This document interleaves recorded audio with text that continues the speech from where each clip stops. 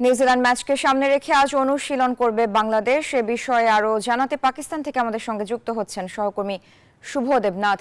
শুভ, আজ কখন অনুশীলনে নামবে বাংলাদেশ, এ বিষয়ে নতুন আর কি আপডেট আছে আপনার কাছে, জানাবেন।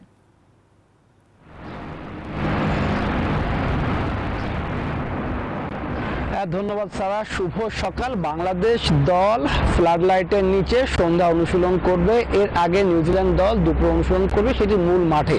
আগামীকাল তারা যেখানে অনুশীলন করেছিল সেখান থেকে মাঠের দূরত্ব প্রায় 30 মিনিটের এবং তাদের যে টিম হোটেল, বাংলাদেশ এবং নিউজিল্যান্ড একই টিম হোটেলে উঠেছে। টিম হোটেলের পাশে ইসলামাবাদ ক্রিকেট ক্লাব ওভালে তারা অনুশীলন করেছিল। আজকে তারা রাওয়ালপিন্ডি মূল মাঠে অনুশীলন করবেন, সেখানে উইকেট দেখার সুযোগ তাদের মিলবে।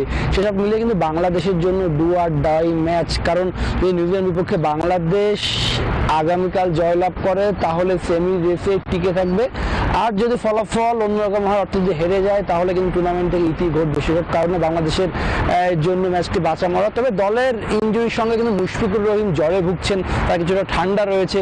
সেসব কারণে আজকের অনুশীলন থেকে বোঝা যাবে তিনি আগামীকাল ম্যাচে খেলবেন কি খেলবেন না। মাহমুদুল্লাহ রিয়াদও গতকাল নেটে ব্যাটিং করেনি, কিন্তু নেটের বাইরে থ্রো আন নিয়ে তিনি দীর্ঘক্ষণ ব্যাটিং করেছেন। তাওহিদ হৃদয়ের যে ক্যাম্প হয়েছিল, সেঞ্চুরি হাঁকিয়েছিলেন, সেই তাওহিদ হৃদয় কিন্তু পুরো দমে গতকাল অনুশীলন করেছেন, ব্যাটিং করেছেন। সবকিছু মিলে বাংলাদেশ দলে একটি জয়ের খোঁজে। দলের মধ্যে প্রথম ম্যাচ হারার পরে যে আলোচনা হচ্ছে সেখান থেকে দূরে সরিয়ে রেখে তারা ভালো রেজাল্ট করতে যায়।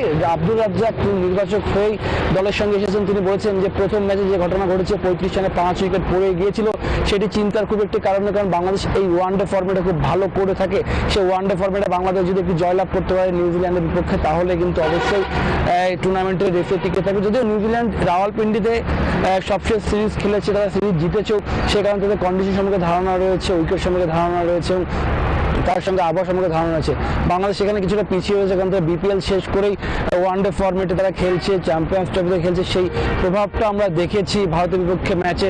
যদি তাহিদ হৃদয় এবং জাকের ওই ইনিংসটা না খেলতো, তাহলে কিন্তু স্কোরটা আরও কম হতো। তারপর যাই হোক, মিডল অর্ডাররা ফর্মে আছে এবং যদি টপ অর্ডাররা ফর্মে ফিরে ওপেনাররা যদি রানে ফেরে, তাহলে বাংলাদেশের জন্য অবশ্যই ভালো। কিন্তু তার সঙ্গে অবশ্যই ক্রিকেটার থেকে শুরু করে সকলের যে আত্মবিশ্বাস, সেটি কিন্তু তাদের নিজেদের মধ্যে রাখতে হবে। থেকে বিসিবির পরিচালক নাজমুল আবেদিন ফাহিম, তিনিও কিন্তু এর মধ্যে দলের সঙ্গে যুক্ত হয়েছেন। তিনি আজ অনুশীলন দেখার কথা রয়েছে, তিনি অনুশীলনে আসবেন।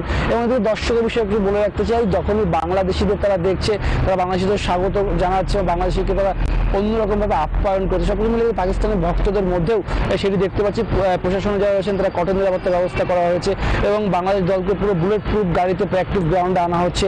সেখান থেকে প্রায় 3 থেকে 4 স্তর রাষ্ট্রীয় যে নিরাপত্তা দেওয়া হয়, সেই রাষ্ট্রীয় নিরাপত্তা দেওয়া হচ্ছে। এবং অন্যকে, অর্থাৎ যারা খেলা কাভার করতে এসেছে, তাদের কিন্তু কঠোর নিরাপত্তা বেষ্টনী পার হয়ে প্রবেশ করতে হবে। রৌদ্র উজ্জ্বল একটা আবহাওয়া রয়েছে, এবং সে কারণে বলা যায় উপভোগের একটি ম্যাচ হবে আগামীকাল। সারা এই ছিল আমার কাছে রাওয়ালপিন্ডি থেকে এখন পর্যন্ত সর্বশেষ।